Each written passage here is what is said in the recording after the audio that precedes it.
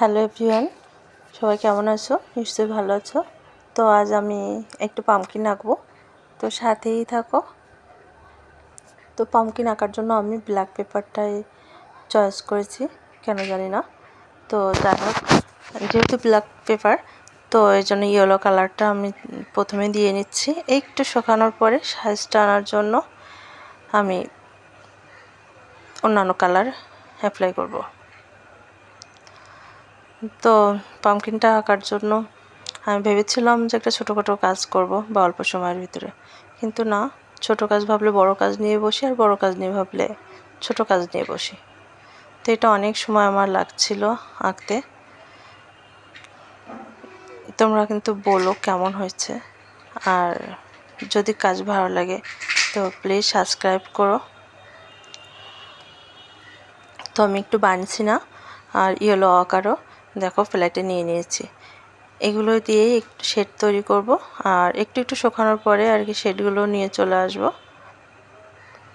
আমি দেখাচ্ছে যে এটার ফুল টিউটোরিয়াল স্কিপ করে দিতে পারতাম, কিন্তু না, তোমরা যাতে বুঝতে পারো বা আইডিয়া নিতে পারো। সবাই পারো জানি, যারা আঁকাকে আমরা টুকটাক করি পারো, কিন্তু টুকটাক আইডিয়া দেওয়ার জন্য আর কি ভিডিওটা আমি আস্তে আস্তে রেখেছি, এবং সব ডিটেলসে আমি দেখাই দিচ্ছি। আর দেখো, এই পামকিনটা একটা কাঠের উপরে থাকবে, সেই শেডটা আনার জন্য আমি প্রথমে কালারটা অ্যাপ্লাই করে নিয়েছি। একটু হোয়াইট কালারের সাথে বার্নিশিং কালার, ইয়েলো আকার কালার দিয়ে আমি কাঠের যে কালারটা সেটা নিয়ে আসার চেষ্টা করছি। তো এটা মিক্সিং কোনো ব্যাপার না, আমি ব্ল্যাক পেপারের উপর নিয়েই মিক্সিংটা করে নিচ্ছি। আর দেখো, কাঠের যে পুরুত্বটা সেটা বোঝানোর জন্য আমি সেই কালার ওখানে দেওয়ার চেষ্টা করছি।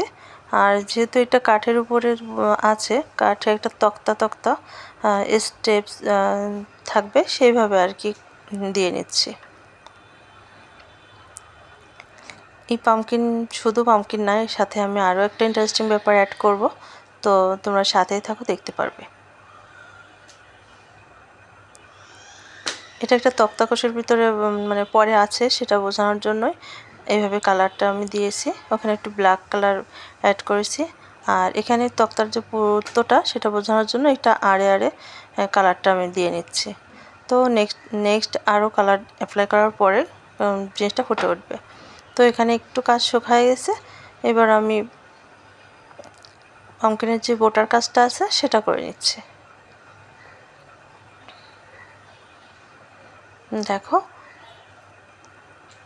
কিছুটা আমি দিয়ে নিয়েছি, আর একটু শেডগুলো ঠিকঠাক করে দিব, ডিটেলস করে দিলে কাজটা ফুটে উঠবে। কাজটা করতে কিন্তু আমার কষ্ট হয়নি, খুব ভালো লাগছিল, যদিও অনেক সময় লাগছিল, কোনো ব্যাপার না।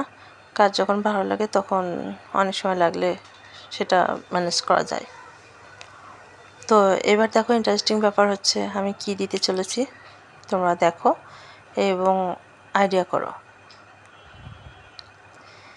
এখানে আমি একটা কাঠবিড়ালি দিব, তো সেটা আঁকার চেষ্টা করছিলাম। কেমন হয়েছে তোমরা কিন্তু জানিও প্লিজ। আর যদি আমার ভিডিও ভালো লাগে প্লিজ সাবস্ক্রাইব করো, কমেন্ট করো, আমি যেন তোমাদের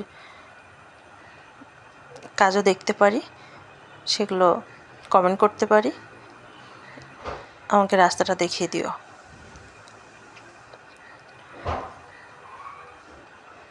এখানে ছোট্ট লাইনার ব্রাশ দিয়ে আমি এটা করে নিচ্ছি।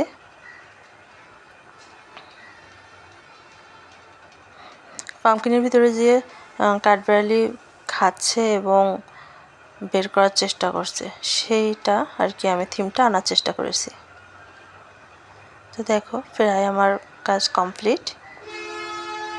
ক্লোজলি আমি দেখাচ্ছি তোমাদেরকে, এই যে আমার কাজ কমপ্লিট। একটু লাইটের কারণে বিভিন্ন রকম কালার দেখা যাচ্ছে, তো এটাই আজকে থিম। তোমরা আমাকে জানিও। থ্যাংক ইউ সো মাচ এতক্ষণ সাথে থাকার জন্য। Tata, bye bye.